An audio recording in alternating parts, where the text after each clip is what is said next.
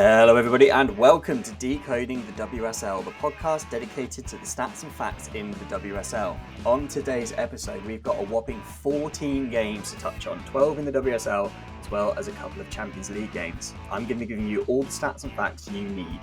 I'm your host, Stattorino.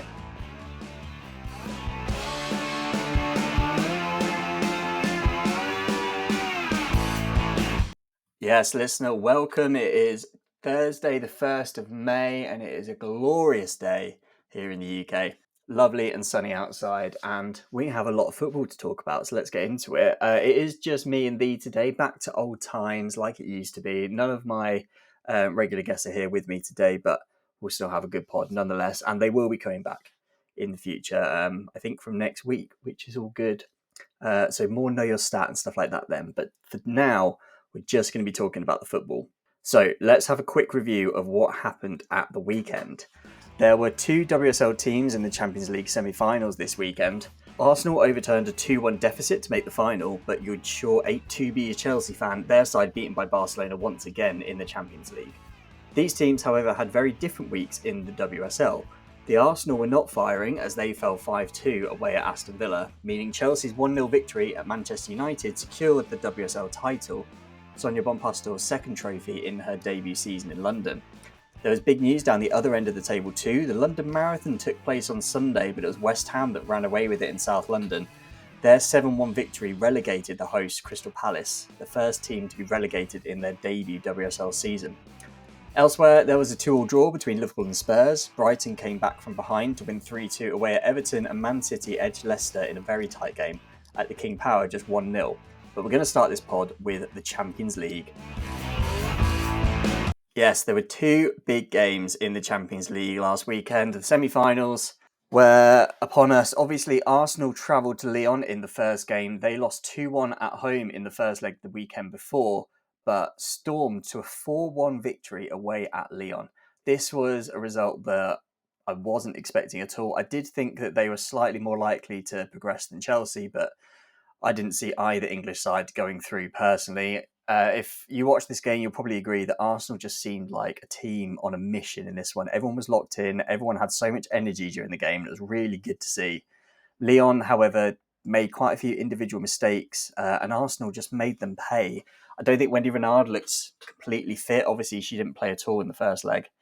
But yeah, Arsenal did the business. They did what they need to do. There was a lot of talk about Kim Little because she is obviously making her first Champions League final appearance with the armband as well. It's something that she definitely deserves. An exceptional player, an exceptional career, and getting to the final is a fantastic achievement. We'll have to see in Lisbon in a few weeks' time whether they can actually go the extra mile and get the win, because they will be facing Barcelona.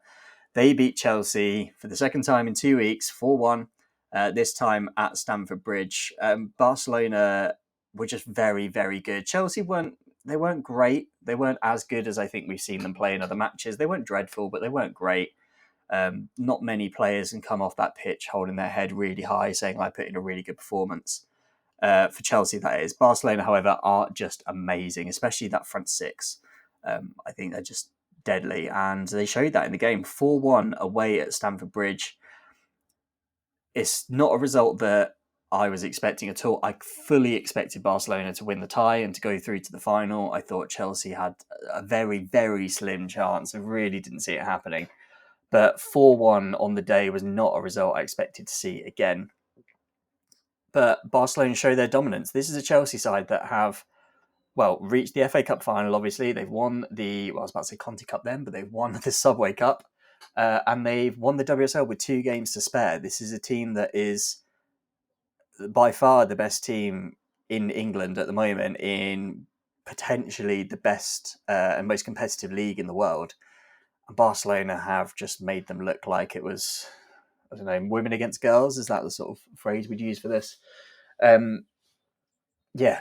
Not a result that Chelsea will want to look back on, but I think it is something that will potentially in the long run be really good for them. I think they'll learn from this and learn the heights they have to get to. They've tried as a club to bring some of that Barca DNA and the quality of Barcelona in. You think of Kira Walsh, you think of Lucy Bronze, 2 very important players for them, especially Lucy Bronze.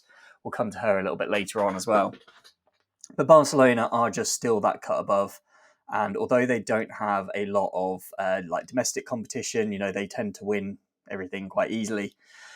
They do still turn up when they need to, and they have that firepower in the big games.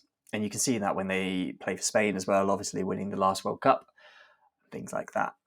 But yeah, so that's what happened in the Champions League this weekend. That does mean that Arsenal and Barcelona are going to be facing each other in Porto in a few weeks' time. Not in Porto, sorry, in Lisbon in a few weeks' time. And I'm really looking forward to that game. As an Arsenal fan, I'm not necessarily looking forward to the game because I don't think Arsenal are gonna win. I don't think it's going to be a thrashing necessarily. I'm not expecting Barcelona to run away with it 5-0, but I would be surprised if it's not Barcelona with their hands on the trophy at the end of the game. But yeah, we'll wait and see what comes from that. Anyway, let's move on to the WSL.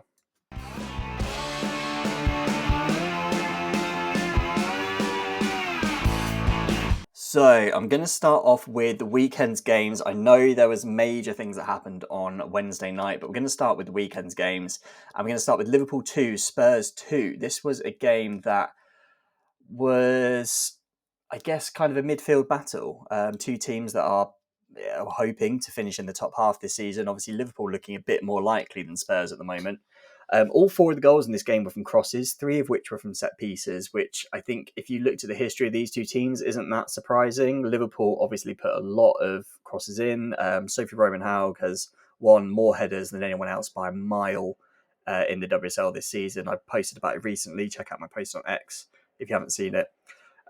But Spurs also are a team that live for set pieces. Most of their goals this season, especially the ones that Beth England hasn't scored, have come from set pieces. I think it was Drew Spence a few weeks ago that scored Spurs' first goal of the year that wasn't from a set piece.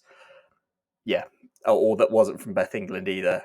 So yeah, outside of Beth England, they really are reliant on those set pieces. But 2 of them worked for them. And they obviously got the draw out of this game. It was good to see Beth England back in this game as well, back from injury, and the Spurs looked much better with her in the side. She's so threatening, not necessarily just in the box, but there are even times where she picks up the ball in her own half and manages to dribble with it so well. But she still couldn't quite get Spurs to a victory in this game. Spurs are now winless in 8 games, which is the longest streak at the moment in the WSL. Even teams like Palace and people like that are winning more recently than Spurs are. It is a bit worrying for the club. I think they will, and to be honest, I think they should probably stay with Robert Villaham. I think he has a lot to give at the club, and I don't think he's a coach that is purely for Spurs, especially there just to get them into the Champions League spots and things like that. I think he's really good at developing players. I think as there is more money coming into the women's game, I think they can really be a club that is a like a stepping stone kind of club. If they really commit to that, they can make a real profit out of this as well and make the women's team a lot of money. Taking players in that are maybe upper end of the championship or from teams that you wouldn't necessarily expect a player to come from. They do their scouting right, they get the players in, and we know Robert Villaham is really good at developing players, and they can then go on, think of Grace Clinton, Celine Bizet, 2 very recent examples, to become fantastic players. And if the club play their cards right, they can get quite a bit of money for them. But yeah, Liverpool 2, Spurs 2, probably not a result either team will be thrilled with, but also both teams, especially Spurs, will be glad not to get a loss from that. Let's move on to what I think was the most, not surprising, but the most entertaining game of Sunday. This was Palace 1, West Ham 7. Shakira Martinez scoring the first 4 goals of the game, including 3 of them in the first half. Her finishing is so good. I think other than maybe Bunny Shaw, she's probably the best finisher in the WSL. Not necessarily forward as a whole. I think, players like Alessia Russo, Elizabeth Turland give other things than just finishing, but purely as like a ball striker, and with her not just power but the accuracy of her finishing as well, and decision making on when to take her shot and stuff like that. I think she is up there and potentially behind probably Bunny Shaw, who obviously hasn't played for a few weeks now with injury. yeah, I think Shakira Martinez is probably the best player in the WSL, or best player for scoring goals in the WSL and for striking a ball. And I expect her to probably win the April Player of the Month when that comes up. In this game, anyway, Palace made 4 subs at half time to try and get something out of the result. Obviously, they went into the break 3-0 down, but that couldn't change it. Martinez got her 4th, which also made it a perfect hat-trick for her. She scored 2 left-footed goals and a header in the first half, and then a 4th that was a right-footed shot. So a nice, perfect hat-trick for her. Always a nice thing.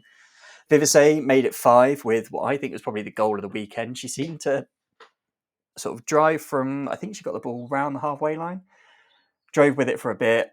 Palace players didn't tend to put that much pressure on her, and then seemed to manage to lob Shea Yanez. Yanez wasn't that far off her line either. It was just to say he struck it so well.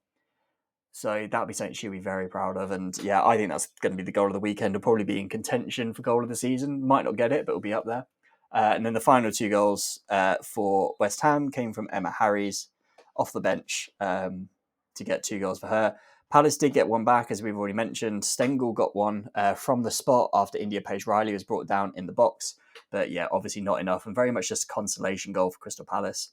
Palace, to be honest, in this game just looked like they weren't in the same league as West Ham, both in attacking and defending. I thought defensively, especially, the intensity of the pressing from Palace was really poor. They didn't get close enough to the West Ham players, especially when West Ham were carrying the ball towards them. They just sort of stepped off a few yards and let West Ham get their head up, find a pass, decide where to dribble, things like that. So, yeah, it's no surprise that Palace are the team that are going down this year. That does mathematically mean they are relegated, and they are the first team to be relegated on their debut WSL season, which, is, well, obviously, other than the teams that were in the very first WSL season, but not a good start. They probably won't be the last team to come up and go straight back down. We've obviously seen that with Bristol, albeit Bristol wasn't their debut WSL season, but you look at some of the teams coming up from the Championship, there are teams in there that are looking good that I think over the next sort of 5 years or so could be coming up into the WSL for the first time, and we'll have to see whether they may manage to stay up on the first attempt. Shakira Martinez, I want to go back to her because she's now got 9 goals in 10 appearances and just 707 minutes for West Ham in the WSL. That is 1.15 goals per 90 minutes.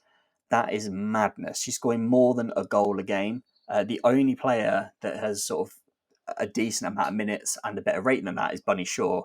She is at 1.21, so only slightly ahead of Shakira Martinez, which shows the sort of player she is and the sort of quality that she has and the sort of player that West Ham have managed to find. Obviously, she was playing at a decent level in Germany beforehand, so it's not like no one had ever heard of her and she's in this sort of weird corner of Europe that no one's seen someone strike a ball before. But she was at I think it was at Frankfurt beforehand, so a pretty big club. West Ham were the team that have managed to snap her up, and I'm not 100% sure how long she's at the club for, but they're going to want to keep her as long as possible because she's going to be the sort of player that I think she's not necessarily going to go in start games for Man City or Arsenal or Chelsea, but she is the sort of player that will, I think, be really crucial in getting a team from a mid-table position up into that top 5 conversation, because Manchester United have made the top 3 a top 4 now. I think that's fair to say. And I think there is capacity for a few teams to make it into a top 5. We saw Aston Villa go close a few years ago. Liverpool went close recently. And West Ham, if they get a bit of backing from the club, I think could do that, especially now they've got Rianne Skinner. She signed a contract extension this week, and I think that could be one of the most important signings of the summer in the WSL. I think she is so good at making a team more than the sum of its parts. It's a phrase I've used many times before her. And yeah, I think she's going to be so important to them next season. Let's move on to the next game I've got on my list, which is Everton 2, Brighton 3. Brighton very much going for the one club mentality this weekend. Both the women's and the men's teams went 2-1 down, but won 3-2 with an injury time a winner. Nikita Paris was the player that got the winner, and she really celebrated hard in this goal. She was the first. It was her first goal of the season that wasn't the opening goal of the game, and it was her sixth goal of the season. So the first five that she'd scored so far were all the opening goals in a game. So yeah, if there had already been a goal in a game, she was, as much as she tried, unable to score until this weekend when it was 2-2 for most of this. I think maybe all of the second half until she scored to get Brighton a win. It's one that, in the grand scheme of things, won't have that much of a effect on the table, but it is really good news for Brighton because they've struggled quite a lot since Christmas. So it's nice for them to get a win, especially away at Everton, which is a team that have been doing very well this side of Christmas. Over to the King Power, and it was Leicester 0, Man City 1. It was nice to see Lauren Hemp making her WSL return in this game. She came on with, I think it was about half an hour to spare. So nice to see her back and fit, especially ahead of a major tournament in the summer, because she'll be very important to England if she can get fit and firing. In this game, it obviously finished 1-0, but there were 30 shots in total, including 8 on target. I think on another day, Leicester probably could have scored because they created 0.8 XG, including 0.9 expected goals on target. So that's XG, but only accounting for shots on target. So you would expect them to probably score a goal. So for them to get 0.9 expected goals on target and not score shows that Chiara Keating made some really good saves. And I think if you watch the highlights back, you'll see 2 or 3 really important saves from her, especially one from Hannah Kane, a one-on-one situation, which, yeah, basically earned Man City the 3 points. Man City created a similar amount. They created 0.9 XG, 0.5 expected goals on target. So 1 goal is maybe about right for them. Probably a 1-1 was a fair result. It wasn't a thrilling game. I'm not going to go into too much detail on it. Man City, I think, show that having players that are just that bit more clinical and a keeper that's just that bit better is the difference in games like this, even if the chances you're creating are quite similar. But yeah, good news for Man City anyway in their race for the top 3. Obviously, they've got a battle coming up this weekend, but we'll come to that later. Finally, in looking back at the weekend's action, we're kind of going to look back at Wednesday now. This was a day that had big implications in the WSL. First up at 6 p.m. was Villa hosting Arsenal. I think this is a game that people were aware that, Arsenal had obviously had a big game in Lyon a few days earlier. There might be a bit of lag from that, bit of tiredness, things like that. But Arsenal made 7 changes, so there was a lot of rotation. It was really good to see some of the names that are in there. I think as an Arsenal fan, I would have liked to see Mariona Caldente get a break. She started this game as well, but saying that, they needed her because Villa went 4-0 up in this game. 3-0 2-0 at half time. They went 3-0 up about a minute into the second half, doing what Arsenal had done to Lyon. But yeah, Villa went 4-0 up. It ended up being 5-2. Obviously, in the end, Arsenal getting a couple of goals back before Aston Villa got a 5th. It was the first time Arsenal have lost by more than 1 goal in the WSL this season, which I think shows that on a day where Villa were quite good, they had some really good individuals in this game as well. Kirsty Hansen had a stormer, Chastity Grant had a stormer. They both made my team of the week. But Arsenal didn't show themselves in glory. It was a bit of both when it comes to were Villa good or were Arsenal bad. But the result did mean that Chelsea only needed 1 point in the 8-15 game to win the title. They were away at Manchester United later in the evening, and they won the game 1-0 with a Lucy Bronze header, and I think that's probably a fair result. Man United accumulated 0.6 expected goals on target to 1.8 from Chelsea, so both keepers sort of overachieving compared to what you would expect. But nevertheless, I guess that's what you'd expect in a game like this because Hannah Hampton and Valentinus Joyce have been probably the 2 best keepers in the WSL this season. I think you could make an argument for Daphne van Domselaar, but I think I'd say Valentinus Joyce is number 1, Hannah Hampton's probably second, and then Van Domselaar third. So probably unexpected that the sort of 0.6 and 1.8 expected goals on target, you're only getting 1 goal from 2.4. I think that sounds about right. But yeah, as I said, big game in terms of the title because Chelsea only needed a point, and obviously getting all 3 means that they are WSL champions for yet another season. Sonia Bonpastor winning the WSL at the first time of asking, a 100% record in winning the WSL, as I think it was the WSL's account posted earlier. Chelsea also in this continuing their unbeaten run. This was probably the hardest fixture of the season, Man United away. I think there's obviously arguments, say it's City away or it's Arsenal away, but I think Man United away is probably their hardest, certainly the hardest to score in, but they got through it. Man United conceding just their third goal at home this season, and they've finally conceded double figures of goals in the WSL this season. Only 10 goals conceded in 20 games. Shows just how good their defence and how good Valentin Joyce has been. I think it was Sonia Bonpastor in an interview after that said that, yes, this is fantastic. They've won the WSL, etc., etc. They are still trying to carry on their unbeaten run as well. They want to go the full season unbeaten, so they are not going to take their foot off the pedal. Obviously, apart from the FA Cup final, they've not really got anything to play for now. Well, they haven't got anything to play for in terms of titles. So the only other thing they've got is this unbeaten run at the end of the season. So expect Chelsea to keep going and the Bonpastor train to not stop and just drive through whatever teams come in its way. So they were the matches that went on this weekend. We're going to take a quick break and then we're going to talk about the matches coming up this weekend.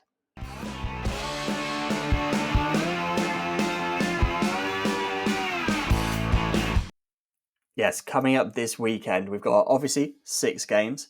They are all on either Sunday or Monday, and there are 2 big derbies on Sunday afternoon, starting with Liverpool hosting Everton.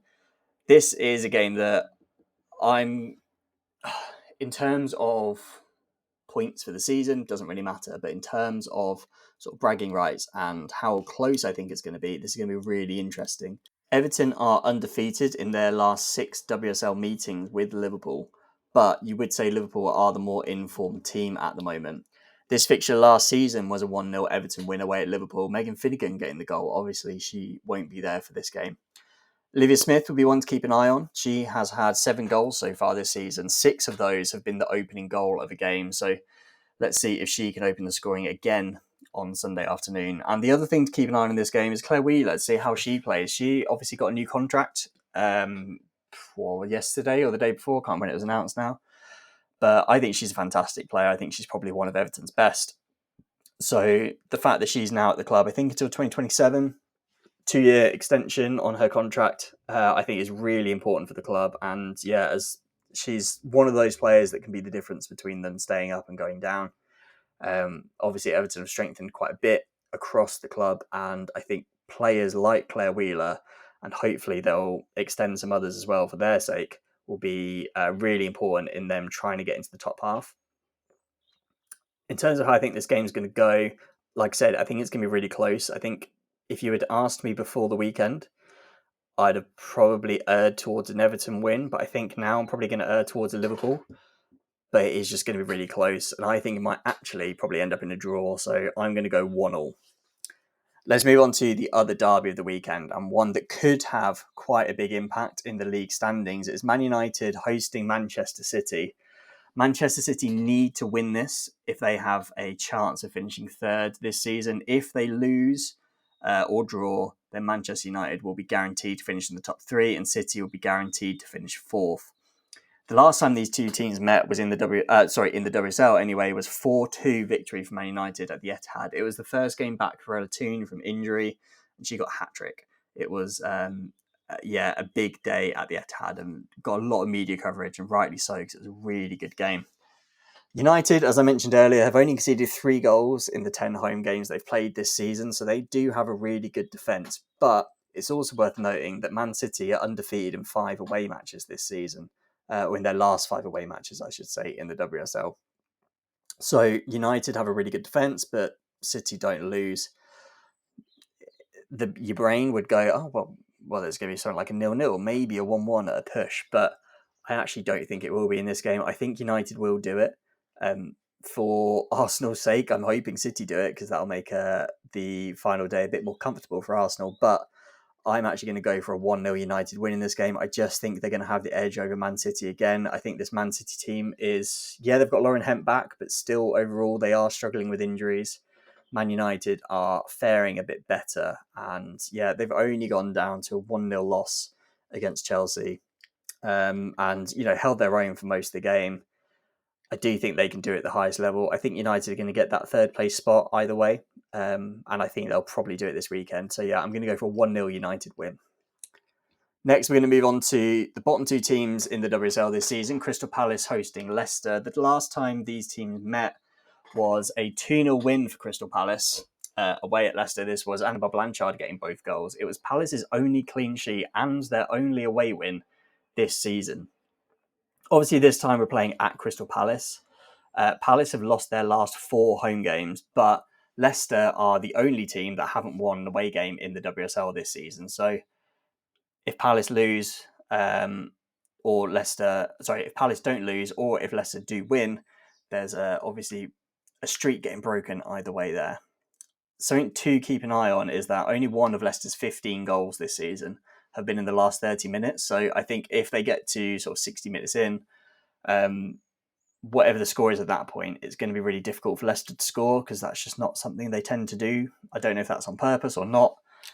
I think against some teams, they do make a concerted effort to sit back, but I think against a lot of teams, they just struggle to score, especially away from home. Their home form is obviously quite good, but away from home, they do really struggle.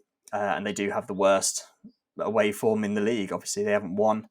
I think every team has at least 5 points away from home, other than Leicester, who only have 2.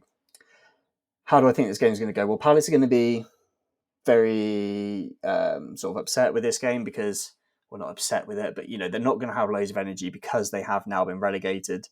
They're playing for pride more than anything else, but I guess so are Leicester. Leicester are just trying to not finish 11th at this point. Which is very much still doable for them. They can still get higher in the league. Teams like Villa and Spurs aren't very far ahead. I think they're both 3 points ahead, so it's definitely doable. Whether I think they're going to do it, I don't know. I think it's going to be another quite low-scoring game. I don't think Palace are going to be keeping a clean sheet, but at the same time, I don't think Leicester are going to score many, so I'm going to go for a 1-1 in this game, and potentially one of those might be a penalty as well. There we go. Let's move on to, and I hasten to call it, but I guess it is a London derby. It's Spurs hosting Chelsea. We'll be hearing from both Jacob Bernstein and Tom Marr around this game because they are both attending it for Decoding the WSL, which would be good to hear. Good to hear their insights on this game. Spurs are winless in the last 8 WSL home games. As I mentioned earlier, the longest streak at the moment in the WSL. They've also lost their last 4 home games, which is also the longest streak in the WSL for home losses. Chelsea, on the other hand, are obviously unbeaten this season, and in the 15 meetings between these two sides, Chelsea have won all 15.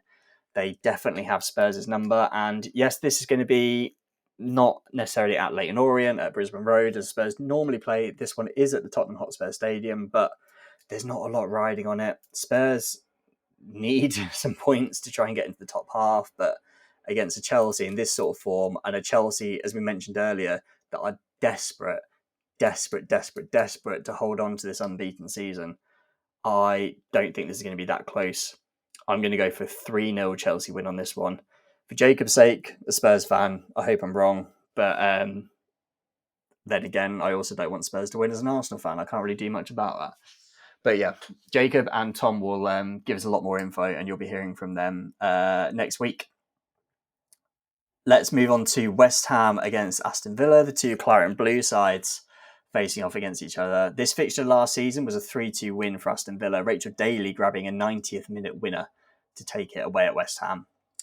This is a game that I think is one that if you ask me at the start of the season, how do I think this would go, you're going to get a very different answer than what you'd get now. West Ham have kept 4 clean sheets this season. All 4 of them have been at home, and 2 of them have been in their last 2 home games. They are a team that are on really good form at home. They are unbeaten in their last 5 at home. They've obviously got Rhian Skinner's contract extension. Shakira Martinez has scored 4 in the previous game. Everything is going in the right direction for West Ham, and I think they're going to be a really strong side. That being said, something that I didn't really clock until I was looking through some stats for this for this pod is that Villa have won their last 3 WSL games, which is currently the longest winning streak in the WSL. The team that are, I think, 10th have the longest winning streak in the WSL, and that is obviously including a win against Arsenal in their last game. So West Ham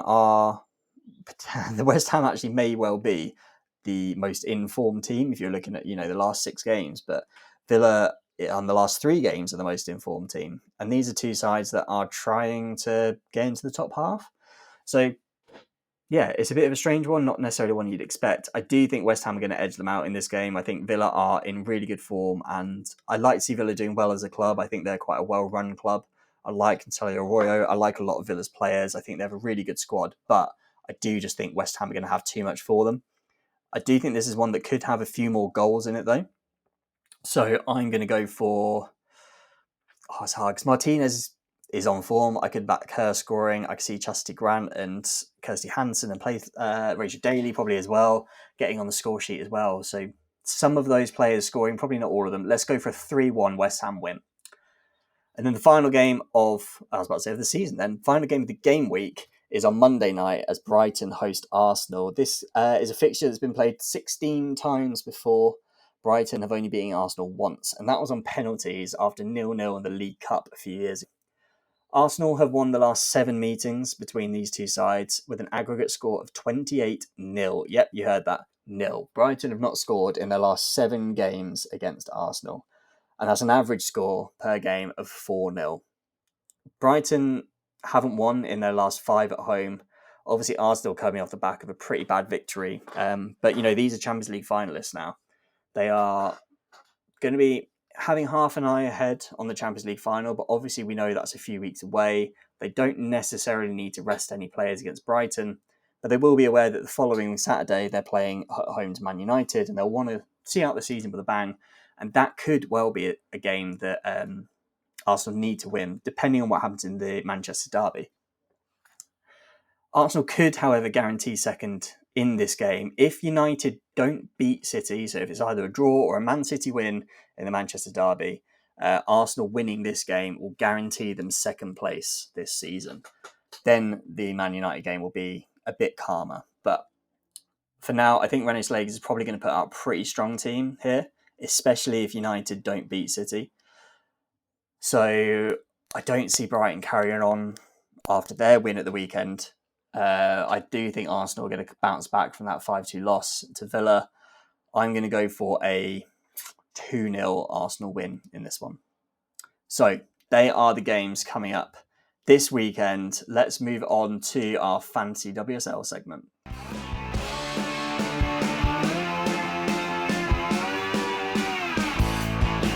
So in Fantasy WSL this week, I'm going to be giving you the stats this week. Obviously, Izzy's not here. She was unavailable. So she has sent over the numbers for me. I want to have a look at how I did first. I had a pretty good week. I was pretty happy with it. 59 points, above the average of 37. And that was largely because of Shakira Martinez, who I had in my side. Marie Herbinger got me some points. So did Kasparai, who I brought in. Millie Bright, Caldente. I did have Kirsty Hansen, but she was my 3rd sub. And I only had 1 player that didn't play, which was Maren Mjelde. So Kirsty Hansen, the 10 points from her wasted on the bench. I didn't think that she was going to have a great game against Arsenal because I just didn't think anyone from Villa would. Nothing personal against Hansen. But that was still good enough for me to get up to, where am I now? 127 in the world, which I'm pretty happy with. Pretty happy with that. Like I said for a while, if I finish in the top 200, I'll be happy. Blue Cheese FC is still winning the Stattorino League, and they are 5th in the world now. So we are rooting for Blue Cheese FC come the end of the season. Because if the person that wins the Stattorino League also wins just worldwide, that would be so cool. Let's have a look at the Visionaries this week. So probably unsurprising that the Visionaries are dominated by West Ham players. For those that can't remember, Visionaries are players that are owned by 2% or fewer of the total WSL players at the start of the game week. So some of the players that scored really highly as Visionaries this week were Verena Hanshaw, Una Siren, Ombatiziak, Rico Eki, Emma Harries, and of course, 24 points for Shakira Martinez, owned by only 1.3% of people at the start of the game week, obviously including myself as well. Sophie Roman Howell was the highest player that wasn't a West Ham player. She got 15 points, with her 2 goals for Liverpool and was only owned by 1.4% of people. The person that, or the player I should say, that did best in Fantasy WSL this week was the team Pick and Shemix. They got 119 points this week because they made a very good decision that I think I saw on X somewhere that less than 10 people had done. And they triple captain Shakira Martinez. Obviously, getting 24 points is good enough. Never mind getting 72 just for one player. Pick and Shemix also had on Batiziak, who was also visionary, as we've already mentioned. They had Nikita Paris, who I think got a goal and an assist. They had Marie Herbinger. They had Guru Wrighton. Guru Wrighton only got one. They had Alicia Russo, Kasper, as I mentioned. So they had a fantastic week, getting 119 points. Let's have a look at what the transfers are looking like this week. So transfers out, probably unsurprised to hear that Viv Miedemar, Mary Fowler and Jill Rord are the 3 players dominating that. They are 3 players that were owned by a lot of people, and obviously they're all out with injuries. People are still getting rid of them, and they're quite high value, so all the more reason to. Lauren James was 4th and Mikato 5th. 239 people got rid of Bunny Shaw this week so far. She's been out injured for a while, so don't know why these people are holding on to her, but nevertheless, that's happening. In terms of players being transferred in, it's a bit more spread in terms of the teams. The top 4 players are from 3 different teams. They are Olivia Smith and Kerry Holland, both from Liverpool, Kirsten Kasperai from Man City, and of course Shakira Martinez from West Ham. Shakira Martinez, I am a little bit worried now. That means that she might not be a visionary this week. I haven't checked that yet. But that means I'm not going to get any extra points if she does manage to score. Some of the other players that have been transferred in the most are Marie Herbinger, Gura Wrighton, Alessia Russo, Caitlin Ford, and Carolyn from Man City. So there's your little sort of Fantasy WSL snippet this week. Normally, I'd like to, if I'm on my own, I'd like to say about what transfers I'm going to do this week. But I'll be honest with you, listener, I don't know yet. I haven't really thought it through that much. I think I'm probably going to want to bring in 1 or 2 Chelsea players because they are away at Spurs. I think they're very likely to win. I also might bring in some Liverpool players. I've got Marie Herbinger already. But yeah, again, I think they'll probably do quite well. And then the other consideration for me is to shake up my Arsenal squad because I've got Caldente, who will probably play, Williamson, who will probably play, but Cooney Cross hasn't been getting as many minutes as I'd like. And I've also got Maramieldo, who hasn't played recently. So a few transfers I think I need to do. Obviously, I only get 2 free ones. So yeah, I'll have to have a little bit of thought into that. But nevertheless, that is Fancy WSL for another week. And that is Decoding the WSL for another week. Thank you, listener, for tuning in, because otherwise it's just me talking to myself. As ever, if you enjoyed today's episode, be sure to follow, subscribe wherever you get your podcasts, etc., etc. You know you can follow me at Stattorino on any social media. Something else to keep an eye on in the next few weeks is the Stattorino YouTube channel, because I've started making some YouTube videos. These will start to go out after the end of the season. So yeah, not for a few weeks yet, but, or I guess a couple of weeks, but go follow or subscribe, I should say, to the channel, and then you'll be first to see them. You'll get them in your feed as soon as they are put out. And yeah, go interact with them, give them some comments, let me know what you think of them when I do them, because I haven't really done many YouTube videos before, but I've got a bit of help with the design and things like that, so hopefully it'll be good content, good intriguing content for you. Anyway, as I say, listener, thank you for tuning in. Don't forget to go follow, subscribe. Thank you again for listening. Have a good week. Enjoy game week 21, and I'll speak to you at the next one.